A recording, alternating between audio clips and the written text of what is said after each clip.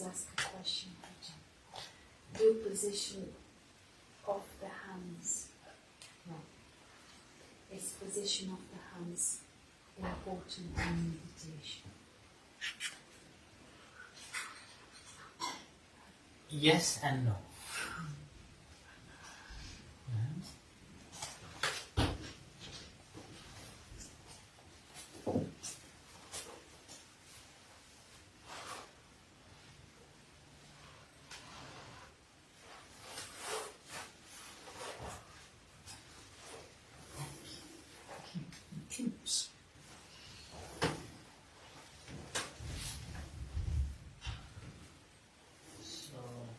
Yes, so that you have a clear instruction how you sit, how you keep your hands, and that also helps to keep your body upright position, and so-called blood circulation will go without any troubles. So you can maintain your sitting posture a longer period of the time. So that's why in terms of at the beginning to gain good concentration and having a good instruction, you should have the right way of keeping your hands and legs and body.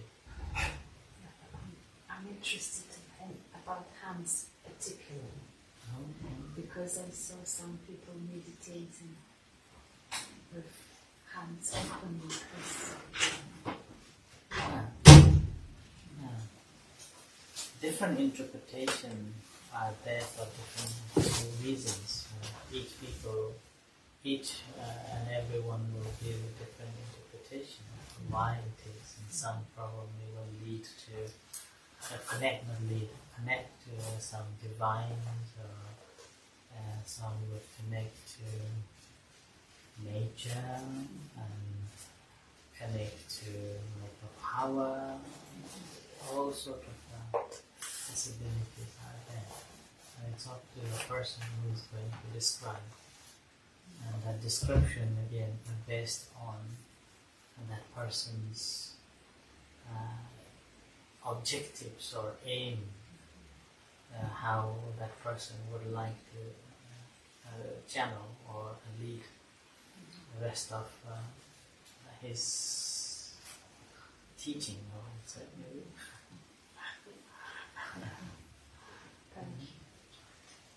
Some would say like Buddha sit like this, so we have to sit in a meditation step like this. We never saw Buddha was sitting like this. Yeah. This is why I'm asking. Yeah. So, and Buddha never said how to keep your hands.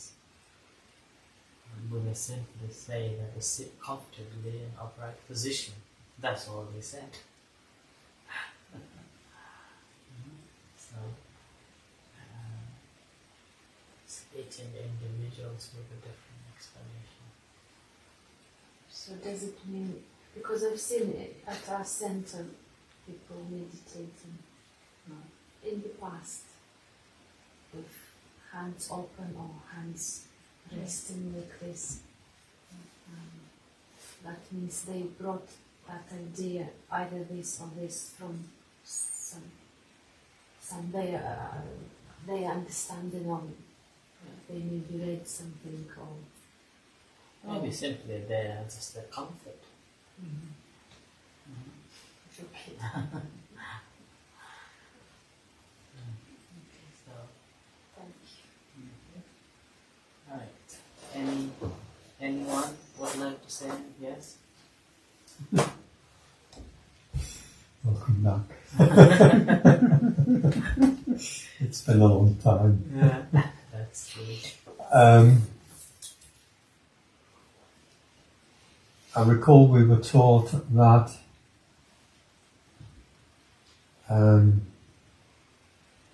we train in the 4 postures: standing, sitting, walking, lying down, because that's how we spend most of our lives, in fact all our lives.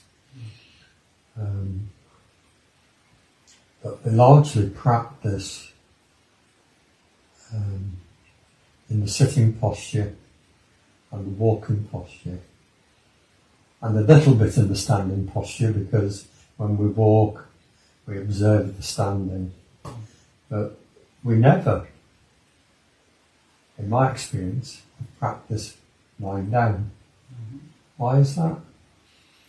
Why is that a good question? And firstly, I think I have taught once, and we had a ceremony in a Copton hotel, if you recall, or you were absent, I don't remember. So that's the only one time that I have taught. And the second reason that normally when we are practicing, well, I did have a couple of times taught. The main reason behind it is that it's called indriyas are not fully developed. So basically when our awareness is not fully developed, and as a result of that, it's very easy to fall asleep rather than having awareness and development of mindfulness. And as a result of that, most of the time, not taught, called lying down meditation. That's the only reason. Okay. But when you are on the retreats, you are encouraged to be mindful as you are sleeping. And then there will be instruction that when you sleep, whether it was incoming breath or outgoing breath that you fall asleep, or whether it is rising and falling, which moment you slept. And then when you wake up, and which moment you woke up. Whether it is incoming breath that your consciousness will now become awake, or outgoing breath, similarly in rising or falling. And surprisingly, you can observe it. Surprisingly, you can. But there is one obstacle will be that we will be worrying about the tomorrows all day sitting or all day working, and with that practice this lying down or sleeping meditation while you are going to sleep can be an obstacle, and you won't be able to sleep and as well as meditate.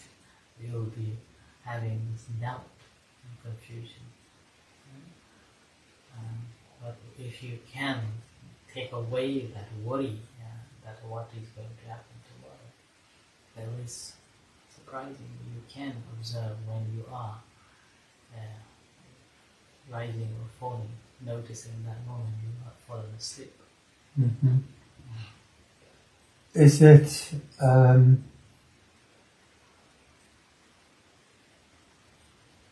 obviously in the proper practice one tries to observe the breath at which you fall asleep, rising, falling and waking up. As I'm often asked, is it good practice to do 10 minutes lying down meditation before you go to sleep? And I tend to reply, as long as you're awake and alert when you're meditating, if you're observing the rising and falling of the breath, then that's meditation practice. It's an opportunity to practice. As long as you separate out the intention to meditate from the intention to sleep. Yeah, that's fine. You cannot make 10 minutes exactly when you're going to sleep, unless you set up an alarm. Alarm to remind you to go to sleep. Yeah. Maybe maybe you are already in deep sleep when the alarm clock goes off. That will be a trouble. Thank you. Okay. So I thought that just over the every Tuesdays we'll go with this Satipatthana book. Okay? So we can go on to page 2, saying Evam me suttam, the Satipatthana, Mahasatipatthana Sutta. Have you found page 2? Mm-hmm.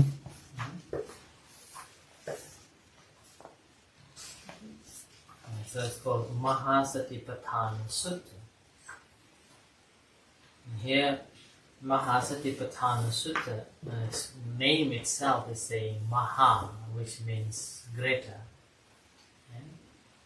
And two main suttas are there in the scripture. One is called Satipatthana, and another one is called Mahasatipatthana.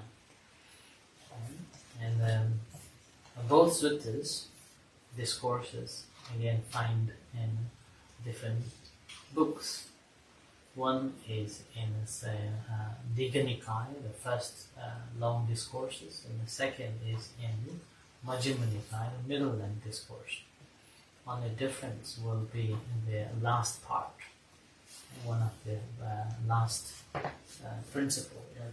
That's the only difference. The rest is the same. And here saying Evam me suttam, if you want to chant, you can chant as well, this first passage. Okay?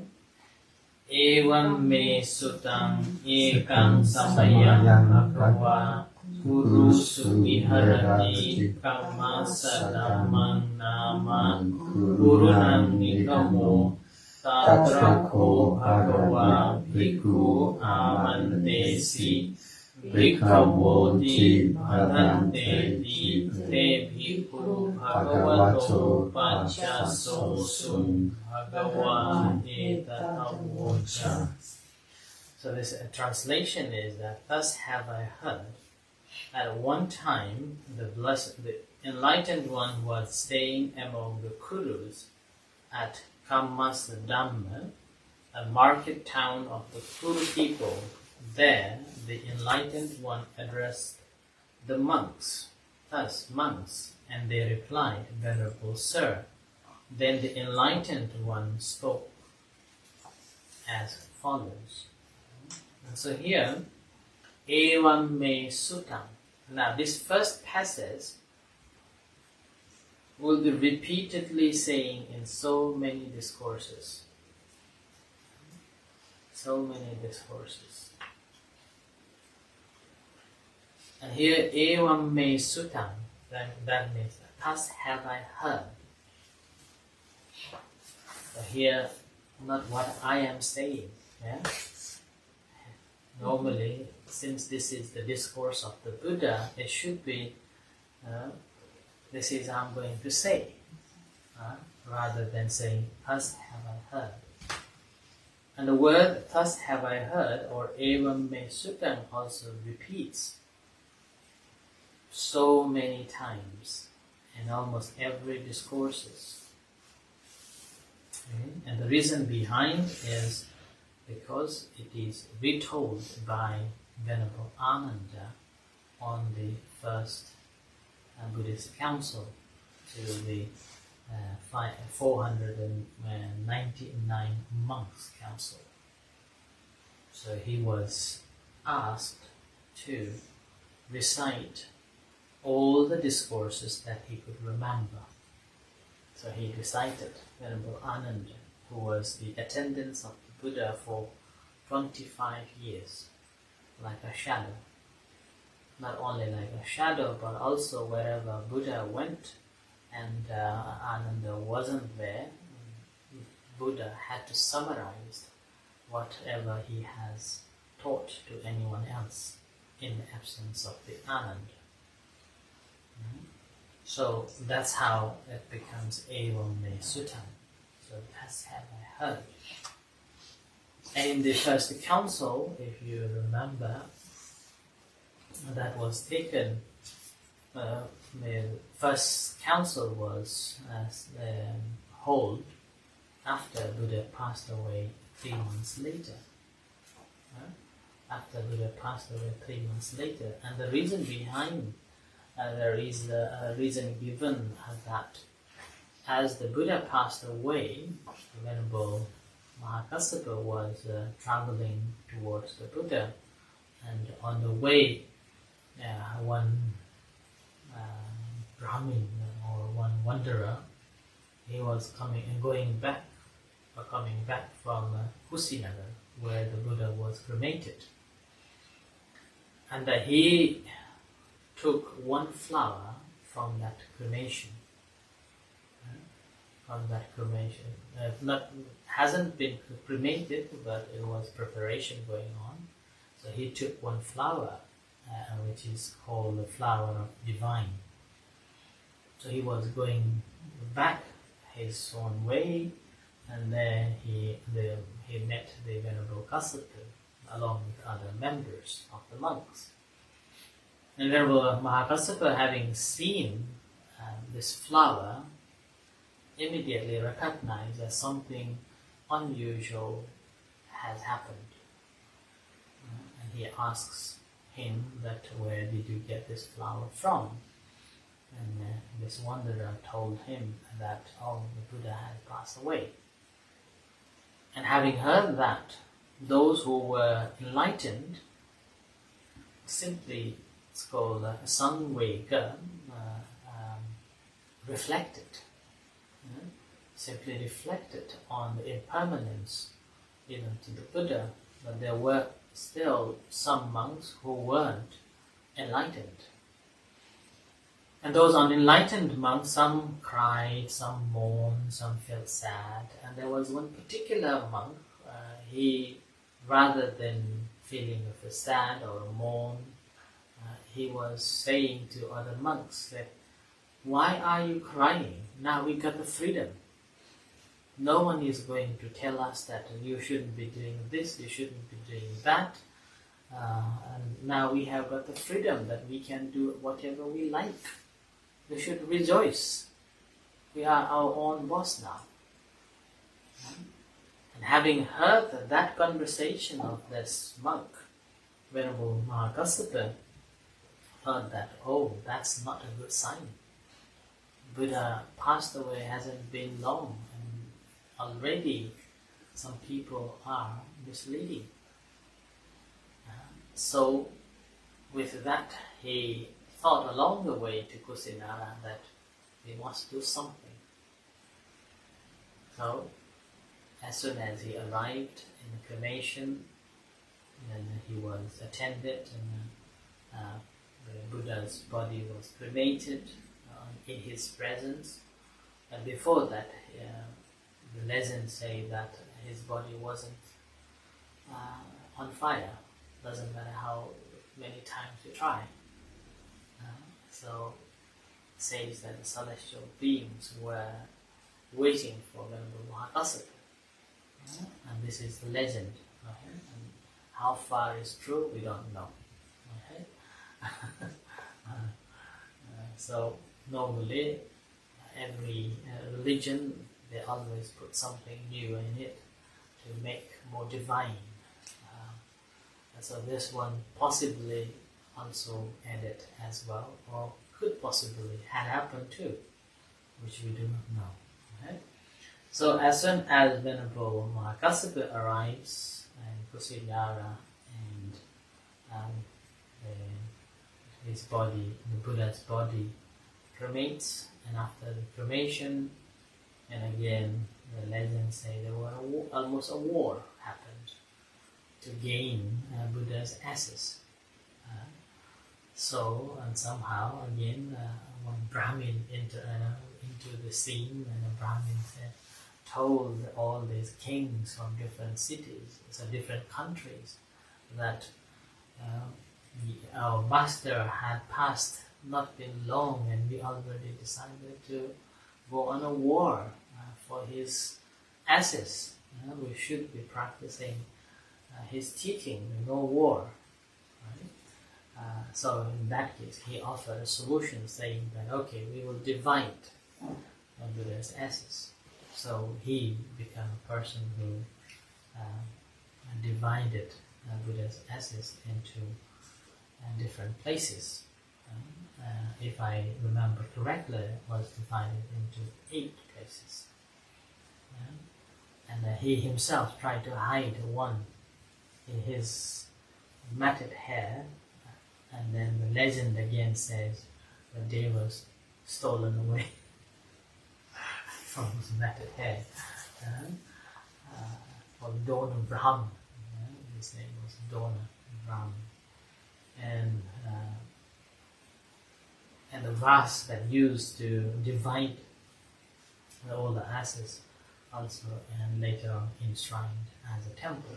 So the Chaitya pagoda is built for enshrine his asses. And those asses and those enshrined pagodas again demolished by King Asoka, Emperor King Asoka, after around 300 years later, with the thought that spreading the Buddha's ashes all around and building the temples. So the legends or historians are saying that King Emperor Asoka, he built 84,000 of stupas out of these 7 stupas. So he dug the stupas, took the ashes out from those big stupas, and built many stupas. What is stupas, Ajahn? Sorry. Sorry? What is stupas?